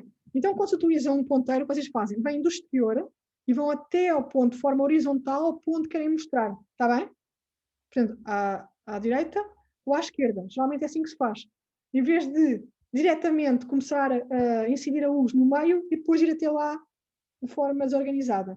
Portanto, se vocês começarem de fora, vocês estão a mostrar às pessoas onde é que ele está a começar, a incidir. E depois as pessoas seguem com o olhar quando é que vocês estão a colocar o ponteiro. Tá? Portanto, há regras também para utilizar o ponteiro. Se utilizarem o mínimo possível e mantê-lo sob controle. E não andar a desenhar círculos com o ponteiro. Ok, para a apresentação. Na realidade, vocês aqui só estão a apresentar, não é? A tese já está escrita, o trabalho já está feito, mas uma coisa muito importante é a apresentação, é um resumo, são os pontos mais importantes. Mas vocês têm de rever a tese antes da apresentação, certo? Convém ler a tese. Porquê? Porque o arguente e o presidente do júri também foram ler a tese. E podem fazer perguntas sobre coisas que vocês não colocaram na apresentação, mas que estão na tese. E vocês devem dominar a vossa tese. Porque se foram vocês que a escreveram, se o trabalho foi vosso, é de esperar que vocês estejam prontos para responder a perguntas sobre elas. Por isso, quando vocês vão para a argumentação da tese, devem levar convosco uma cópia, tá? E o melhor é levar uma cópia, quer dizer, podem levar no iPad, mas o melhor era terem uma cópia mesmo física, que é, para, se for preciso alguma coisa, vocês poderem abrir e ir ao sítio que estão a mencionar na vossa tese. Pois é importante também estar relaxados, apesar de tudo, não é? É um momento que cria algum nervosismo, mas na realidade vocês já fizeram tudo, fizeram o trabalho, construíram a tese. Esta agora é a oportunidade que vocês têm para falar sobre o trabalho que fizeram, não é? Ou seja, estamos a dar o palco para falarem sobre o vosso trabalho. É um momento também, apesar de haver alguma tensão, mas é também de celebração daquilo que vocês fizeram. Portanto, vocês fizeram a vossa apresentação, fizeram as coisas todas, já prepararam os slides, informação, correu tudo muito bem e chegou à parte das perguntas. E qual é que é a ordem? Geralmente quem começa é o arguente, ou seja, a pessoa fez a apresentação e depois o arguente então faz a exposição. O que é que o arguente faz? O arguente geralmente começa por fazer uma avaliação, quer da tese em geral, do que é que encontrou, do que é que achou, da organização, como é que ela está escrita. Primeiro fala sempre da tese em si. Depois fala sobre a vossa apresentação, acharam bem, concordaram, e depois, no final, depois de fazerem uma avaliação no geral sobre a tese e sobre a apresentação, começam então a colocar perguntas. O primeiro então é o arguente, a colocar perguntas, o orientador também pode fazer perguntas, e no final é o presidente do júri. O presidente do júri pode ou não fazer. Geralmente o presidente do júri pode fazer, pode não fazer se estiver satisfeito, ou seja, se achar que todas as perguntas já foram devidamente esclarecidas, se ele achar que há dúvidas, ele pode fazer perguntas. Ou se ele achar, por exemplo, que vocês fizeram uma apresentação excelente e muito boa, e que, se ele achar, por exemplo, às vezes, as pessoas reconhecem o trabalho que os alunos tiveram, não é? Fizeram. E às vezes também uma maneira de os elogiar é não fazer só perguntas simples, não é? Eles podem achar que se fizerem perguntas demasiado simples que estão a desvalorizar. Então há sempre a tendência, e é uma coisa boa na realidade, que se a tese for muito boa e a apresentação for muito boa, que eles também fazem perguntas mais difíceis. Não é para vos colocar em dificuldade, mas é para vos dar a oportunidade de mostrarem o vosso conhecimento. Tá? Ok, portanto, as perguntas. As perguntas são frequentemente sobre a tese, não é? E sobre a apresentação. Ou seja, como eu vos disse, na apresentação devem estar as coisas essenciais. Se eles acharem que há coisas na apresentação que faltam, eles podem fazer a pergunta se eles acharam que é essencial. Por exemplo, as limitações, se vocês não os colocarem, Eles vão fazer perguntas sobre as limitações, quase certeza. Portanto, eles vão fazer perguntas sobre a apresentação, ou também como eles leram a tese, eles podem, durante o período em que leram a tese, terem identificado páginas ou pontos que eles querem que vocês esclareçam melhor. Tá? Portanto, o que é que eu aconselho? Quando vocês vão rever a tese para a apresentação, revejam e vejam que pontos é que vocês acham, agora que já fizeram o trabalho, que acham que não ficaram bem esclarecidos. Ou seja, agora que vocês já chegaram ao fim, porque vocês entregaram a tese e houve um período de tempo que passou, depois à apresentação. É normal, quando vão rever a tese, que acham que há algum ponto que não ficou bem esclarecido. Se vocês, quando forem rever a tese, acham que há algum ponto que necessita, de facto, de melhor esclarecimento, vocês estudem sobre ele. Porque é provável que possam fazer perguntas se esse ponto não ficou tão bem determinado. Portanto, rever muito bem a tese, saber a tese, para identificar vocês mesmos quando a forem rever se há alguns pontos que vocês acham que necessitam de clarificação. E depois, muito importante, as pessoas não vão só fazer perguntas sobre a tese especificamente ou sobre a apresentação. Imaginem, se for, por exemplo, sobre uma área, não é? A vossa tese é apenas um ponto pequeno sobre o contexto. Às vezes pode haver perguntas sobre o contexto, ou seja, sobre a patologia ou sobre a área em que se debruça a vossa tese. Ou seja, pode não ser necessariamente diretamente sobre os vossos resultados ou sobre a vossa apresentação, mas pode ser uma área próxima ou dentro daquela área do contexto, uma pergunta que eles achem importantes. Porquê? Porque, na realidade, vocês são alunos que estão no final do curso de medicina, não é? Fizeram o curso, estão no 6º ano, portanto, pode haver perguntas sobre aquela área que não estão a ser abordadas que eles podem perguntar. Tá? Por exemplo, se for uma tese sobre um biomarcador de infarto agudo do miocárdio, vocês têm de estudar infartos agudos do miocárdio, certo? Mesmo que a vossa tese só falasse, por exemplo, desse novo biomarcador, vocês têm de saber, por exemplo, quais são os sintomas da apresentação do infarto agudo do miocárdio, quais são os biomarcadores que já existem, tá? Porque, apesar de vocês não estarem a falar sobre isso diretamente, vocês são alunos de medicina, não é? Chegaram ao final do vosso curso. Portanto, essas coisas, se a tese é sobre infartos agudos do miocárdio, apesar de ser uma coisa muito específica, vocês têm de saber bem sobre infartos agudos do miocárdio. Tá? Acho. Percebem o que eu quero dizer? Portanto, vocês têm de saber um pouco também à volta do tema que estão a apresentar, porque pode haver perguntas sobre essa área. Ok. Portanto, muito importante, antes da apresentação, pensem em possíveis perguntas. Na maior parte das vezes, vocês vão ver que vocês até vão ser capazes de adivinhar as perguntas que lhes vão fazer na tese. Portanto, quando forem rever, pensem em possíveis perguntas. Que pontos é que vocês acham que eles podem pedir maior clarificação? E, portanto, é muito importante saber bem o que está escrito. Vocês devem dominar a vossa tese, porque a tese foi escrita por vocês. Vocês são os maiores peritos na vossa tese. E não há ninguém que saiba melhor do que vocês aquilo que está escrito. Se quando se chega à defesa, as pessoas não sabem o que é que escreveram ou não sabem justificar aquilo que está escrito, isso é um problema. Tá? Ok. Outra coisa. Como eu vos disse, primeiro fala o arguente, fala o orientador e fala o presidente do júri. Muitas vezes o arguente, quando fala durante um período de tempo, tipo 3 ou 4 minutos, e fala de forma contínua. E como fala de forma contínua, ele vai colocando, muitas vezes, durante o discurso dele, as perguntas. Ou seja, ele pode não chegar ao fim e dizer, responda-me esta pergunta, e vocês respondem. E depois, então responda-me agora a esta. Pode não ser assim, com pausas. Ele pode fazer um discurso contínuo, vai falando sobre a tese, eu vi a sua tese, a apresentação, neste slide, vi isto, por favor, responda-me esta pergunta. Depois, passando à frente, naquele slide, vi isto. Ou seja, ele fala de uma forma contínua e à medida que vai falando sobre a vossa tese e a vossa apresentação, vai falando sobre as perguntas que quer colocar. Ora, é muito, muito importante. O que é que acontece às vezes? As pessoas vão para a tese, o arguente começa a colocar as perguntas, e elas não estão à espera que ele coloque, ou estavam à espera que ele colocasse as perguntas uma a uma, não é? Uma pergunta, resposta, e muitas vezes a pessoa acabou de falar o arguente e a pessoa nem sequer tomou nota das perguntas.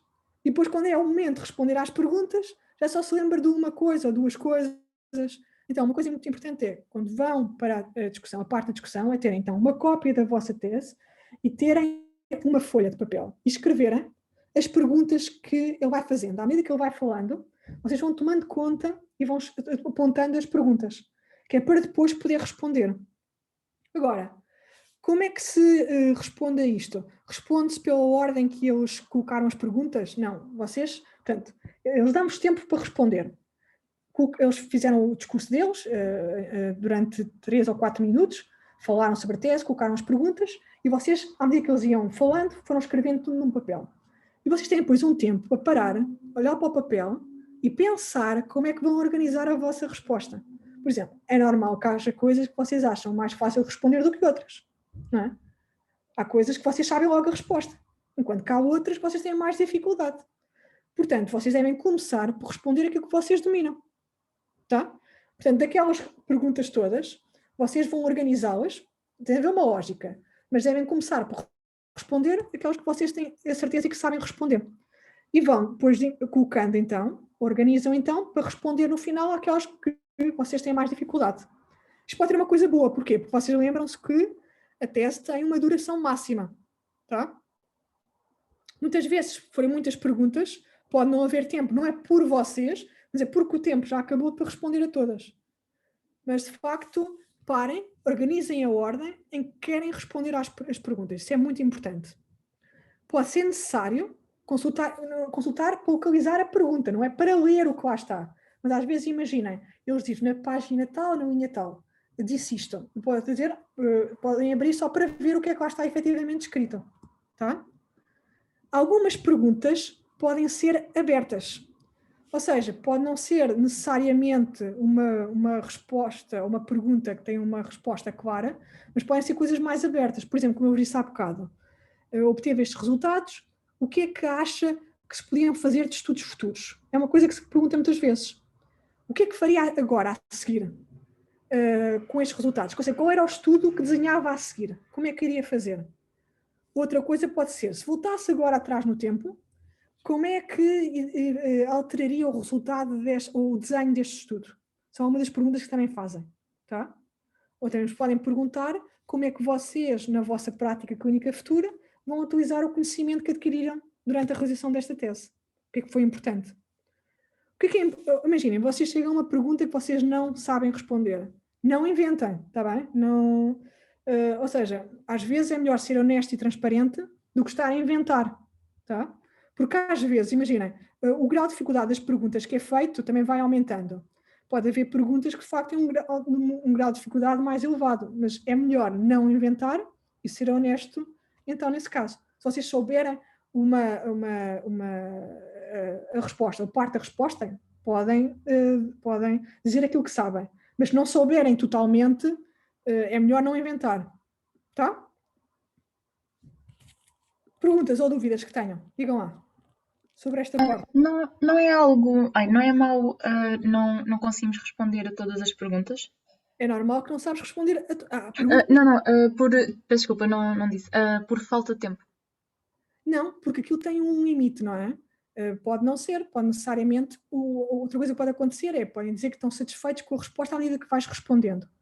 Mas se não disserem isso, podes ir falando sobre o tema. Mas o próprio júri, quer dizer, mas também não estás necessariamente, deves falar o necessário para responder à pergunta.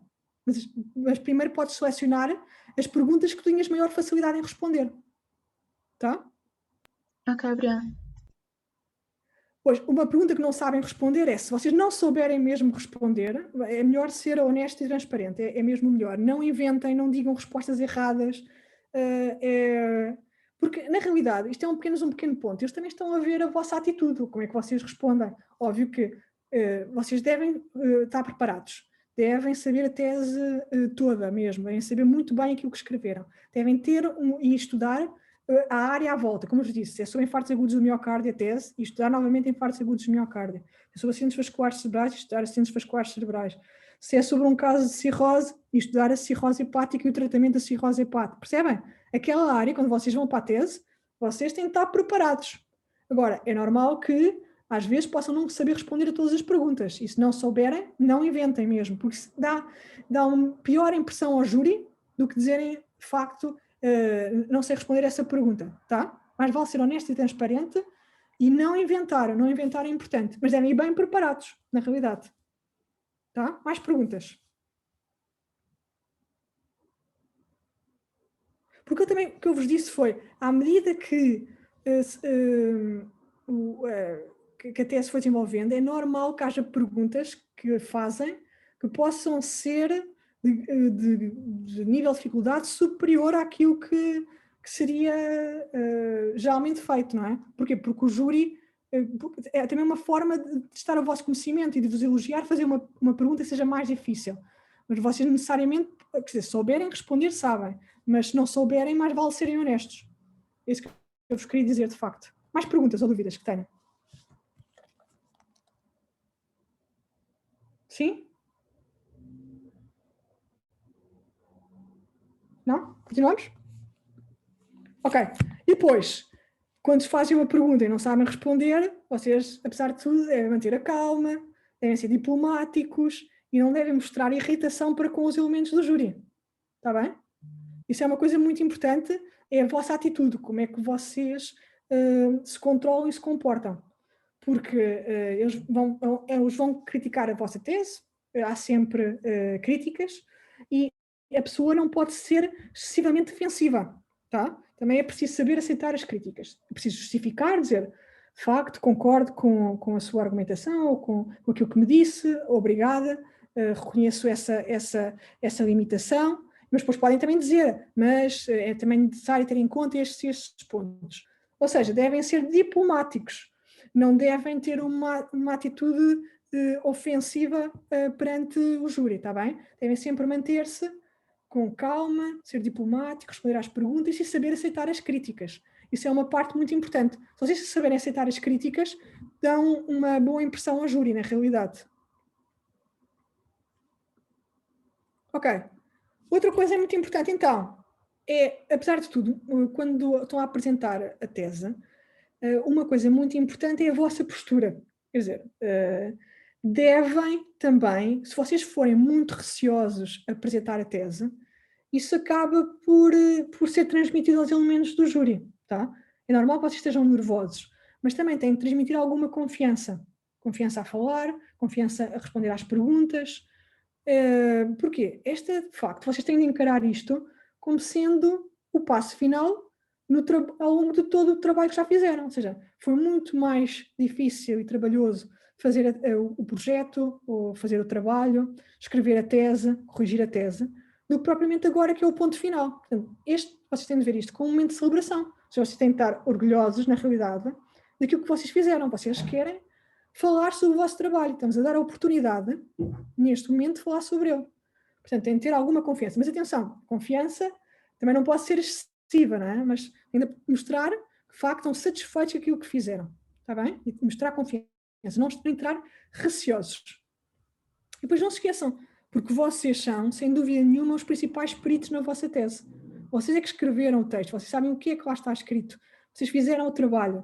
Na realidade, este é apenas um momento para demonstrar isso. Tá? Ok, e pronto, espero que sejam bem-sucedidos.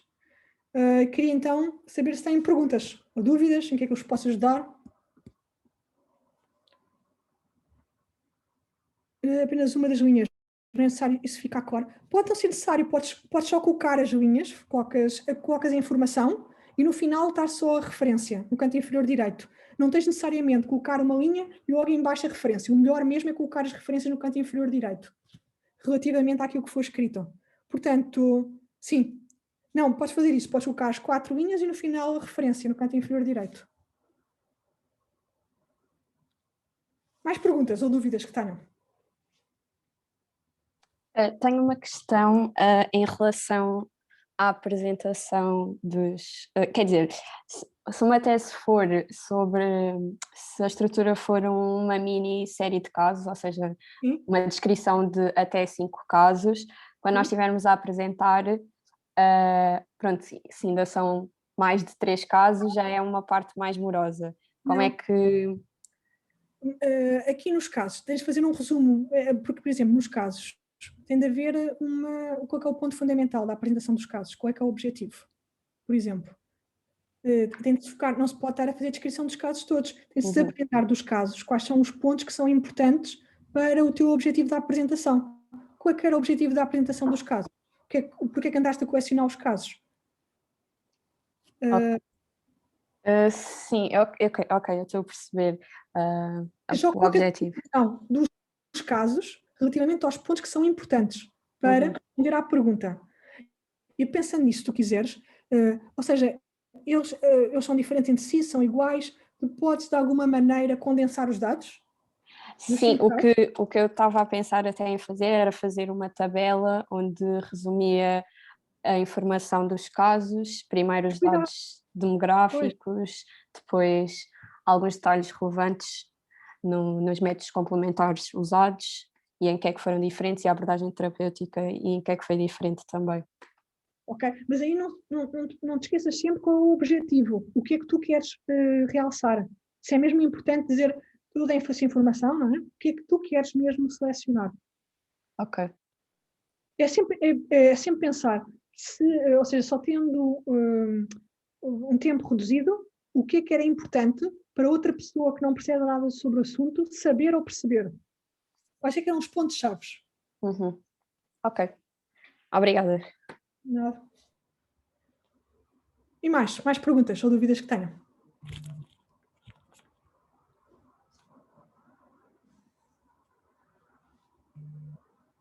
Mais perguntas ou dúvidas? No caso de uma revisão narrativa, algum ponto da estrutura que devemos ter mais atenção? Pois, a revisão narrativa é muito importante dizer por que razão, por exemplo, nos métodos, a introdução é igual, ou seja, na introdução vocês têm de dizer qual a importância do tema. Porque eles vão fazer uma revisão narrativa sobre este tema? É porque o tema é importante, qual é a importância social dela, ou médica, quais são as repercussões ou a importância do tema. A introdução é igual, na realidade. Faz uma revisão breve da área, do contexto em que se vai enquadrar esta revisão narrativa e colocas os objetivos. Depois, nos métodos. Nos métodos, também tem uns métodos, porque, por exemplo, estás a fazer uma revisão narrativa, mas a pergunta que te podem fazer é: porquê é que selecionou estas referências? Porque tens de selecionar, apesar de tudo, algumas referências, não é? Porquê é que selecionaste umas e não outras?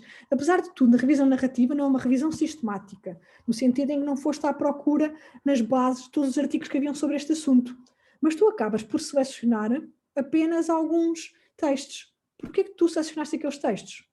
E mesmo assim, nos métodos podes vir a dizer que dados é que tu pretendes vir a recolher, o que é que tu pretendes mostrar então ali com a revisão narrativa, tá? Mas tem de ter, apesar de tudo, uma pequena secção de métodos, é muito mais pequena que os outros, mas tens de facto explicar onde é que vais buscar as referências, o que é que baseias para ir buscar. Depois, os resultados. Tens de estruturar, por exemplo, a revisão narrativa, mas, por exemplo, uma revisão narrativa sobre osteoporose. O que é que tu tens de ter à partida um objetivo específico, não é? Quando vais fazer a revisão narrativa. Nos resultados, vais colocar o que é que tu obtiveste para responder a esse objetivo da revisão narrativa. Ou seja, na tese, o que nós estamos sempre a fazer é responder ao objetivo, à hipótese ou à pergunta. Tá? E depois, de facto, tem de haver uma discussão. Ou seja, tendo em conta o teu objetivo e a revisão, o que é que tu descobriste sobre aquele tema? Não é? As limitações é, de facto, eu poderia ter feito uma revisão sistemática da literatura. Isso, de facto, teria aumentado o número de referências que teria colocado, diminuir a probabilidade de haver algum tipo de viés aqui. Portanto, tens de ter também uma secção de discussão e depois tens de ter uma conclusão. Portanto, na realidade, a estrutura é muito semelhante. E, obviamente, que a revisão narrativa tem a limitação de não ser uma revisão sistemática, não é? Aí é logo a limitação. O facto de apenas estarem a ser incluídas referências muito selecionadas que tu estás a selecionar. E como tu as estás a selecionar, podes estar a deixar a parte uma parte importante da literatura. Mas, às vezes, faz sentido fazer revisões narrativas também, depende qual é o teu objetivo.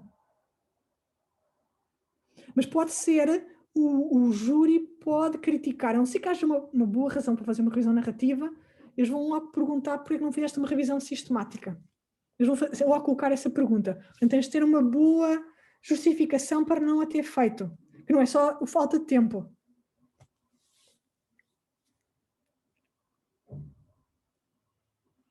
Tá? Mais perguntas ou dúvidas?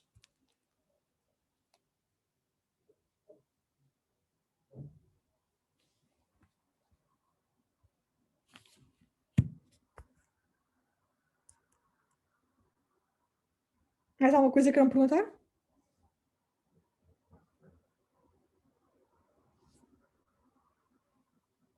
Então, mas mais confiantes? Mais preparados? O protocolo experimental. Sim, o protocolo experimental tem a ver. Imaginem que vocês estão a querer fazer um trabalho laboratorial. É neste caso aqui que ele se coloca, não é? Se forem fazer um trabalho laboratorial, vocês têm de dizer muito bem a descrição de todo o material, os reagentes e dos passos do processo que vocês realizaram, não é? Por exemplo, têm de dizer que foram colhidas amostras, imaginem que é o tal biomarcador. Têm de dizer, por exemplo, foram colhidas amostras de 250 pessoas de sangue venoso, cerca de 50 centímetros cúbicos, ou seja, têm de ser muito mais detalhados nos pormenores do que aquilo que seria de esperar num outro tipo de métodos. Dizer que quantidade é que foi colhido, como é que foi armazenado, se as amostras foram ou não centrifugadas, se foram armazenadas a 80 graus negativos ou 40 graus Celsius negativos. Depois dizer, imaginem que é um biomarcador, tem sempre de dizer que tipo de kits e a marca que utilizaram. Porquê? Porque depois o tipo de kits ou marca pode influenciar os resultados que se têm. Tem de dizer a técnica que utilizaram para determinar o biomarcador. Tem de dizer, por exemplo, se houve algum processo de calibração ou não. Seja, todos os passos do protocolo experimental têm de lá estar. Se vocês fizerem um trabalho laboratorial, imaginem que utilizavam modelos animais. Tem de dizer que animais é que incluíram, quais eram as características dos animais, como é que eles foram mantidos, se eles foram sacrificados, como é que o foram, como é que depois vocês obtiveram material biológico. Ou seja, no protocolo experimental, todos os passos essenciais têm de lá estar, está bem? Porque isso é essencial para depois saber se o protocolo não é repetível.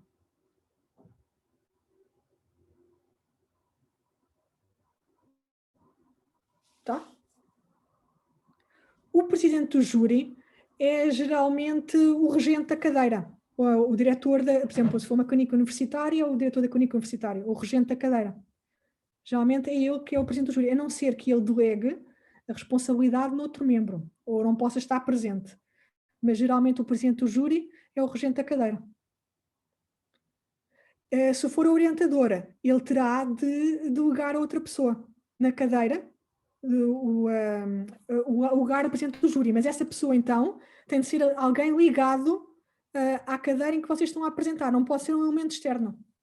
Tem de ser alguém, geralmente eles até escolhem por ordem de hierarquia, ou seja, quem está abaixo do regente é que geralmente ocupa o lugar do presidente do júri. Muitas vezes é assim.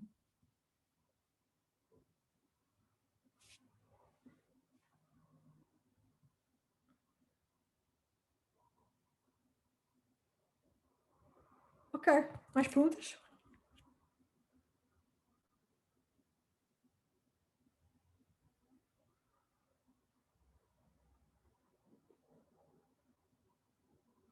Então, resumindo, apresentação simples, direta. Vocês, quando virem um slide, pensem sempre onde é que a vossa atenção iria. Vocês querem que as pessoas olhem para aquilo que está escrito, para as ideias e olhem para vocês para a apresentação, está bem? Não é olhar para uma cor brilhante ou para uma cor diferente ou para uma imagem que não tem nada a ver com o trabalho. Só coloquem aquilo que vocês sabem justificar ou falar, tá? Não ponham nada que vocês, se vos perguntarem, não saibam justificar. Os pontos-chave é o que lá está. E sempre a mesma estrutura, está bem? Introdução, contexto, objetivos, que é a pergunta ou a hipótese. Há sempre alguma espécie de métodos. Os resultados, a discussão e a conclusão. Geralmente têm de ser ideias simples e diretas, está bem? E tentar, na realidade, não apresentar demasiada informação. Na revisão sistemática, que cuidados é que devemos ter durante a sua realização? A revisão sistemática é um tipo de trabalho de investigação que é muito específico, não é? Há aulas específicas já sobre revisões sistemáticas, com possíveis pontos de futura discussão no momento da apresentação da tese. Ok. A revisão sistemática implica, geralmente, há um protocolo e há normas para a sua realização, que são geralmente as do Prisma. Ou seja, está escrito mesmo que pontos é que uma revisão sistemática deve seguir. E as coisas fundamentais, então, é seguir então essas orientações do Prisma. O que é que eles fazem geralmente? Quando vai fazer revisão sistemática, é-se utilizar pelo menos mais que uma base de dados. Quando se utiliza mais que só uma base de dados, isso é geralmente um momento de crítica. Portanto, deve ser pelo menos 2, quanto muito 3 ou mais, mas pelo menos 2. E essas bases de dados devem ser relevantes para a área em causa, não é? Só vão à base de dados e não encontram nada. Outra coisa que se tem de ver é tem de haver um bom motor de busca.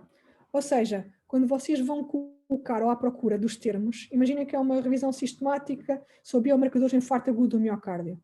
Vocês têm de escolher as palavras que são mais representativas para identificar esses artigos, que pode ser biomarkers in stroke and myocardial infarction, ou podem ser palavras adjacentes. Portanto, outra coisa que eles vão fazer é ver o vosso motor de busca, ou seja, as palavras e os termos que vocês utilizaram para rever. Tá? Depois, outro ponto fundamental é, como eu vos disse, ter um diagrama, um fluxograma em que dizem que estudos é que foram incluídos e que foram excluídos, e os motivos. Tem de estar tudo quantificado. Quantos é que resultaram da pesquisa inicial? Quantos é que foram excluídos imediatamente sem serem lidos? Quantos é que foram incluídos integralmente? E depois quantos é que integralmente é que foram excluídos e quais os motivos? E finalmente, depois então, quantos é que vocês incluíram e o número de doentes ou de indivíduos. Outra coisa também é a avaliação da qualidade dos estudos.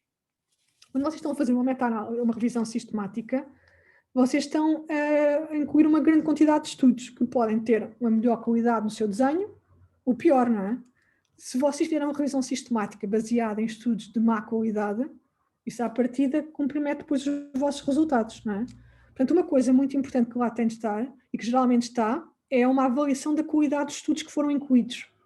E há mesmo tabelas que podem ser utilizadas para quantificar a qualidade desses estudos e que variam consoante o tipo de estudo que está a ser avaliado. São estudos observacionais, são ensaios clínicos, são casos clínicos. Também há tabelas para avaliar a qualidade dos casos clínicos que estão a ser incluídos. E são várias, na realidade, não há propriamente um consenso sobre qual escalas é que são melhores, mas deve pelo menos haver uma escala de avaliação da qualidade dos estudos. Tá? Essencialmente isso. Depois, se a revisão sistemática tiver valores quantitativos, deve-se fazer uma meta-análise à partida. Mas este sistema de revisão sistemática, isto é uma aula em si só, é mesmo muito, muito extensa. É mesmo um submundo. Há mesmo coisas muito específicas em relação a isto. Mas são os pontos que essencialmente mais falam quando fazem a avaliação de uma revisão sistemática. Tá? Um spoiler mais. Por acaso, vocês viram aqueles cursos do GAPIC? Vai haver um curso sobre revisões sistemáticas, dado pelo professor Daniel Caldeira. Já viram?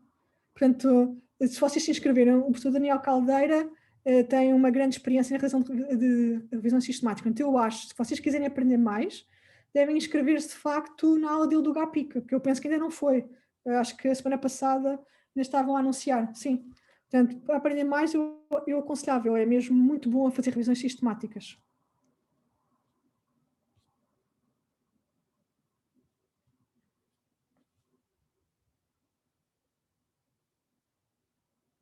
Tá? Mais perguntas?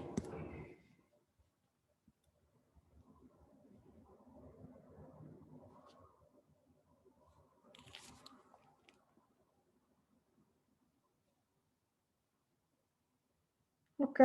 Mais perguntas? Mais dúvidas?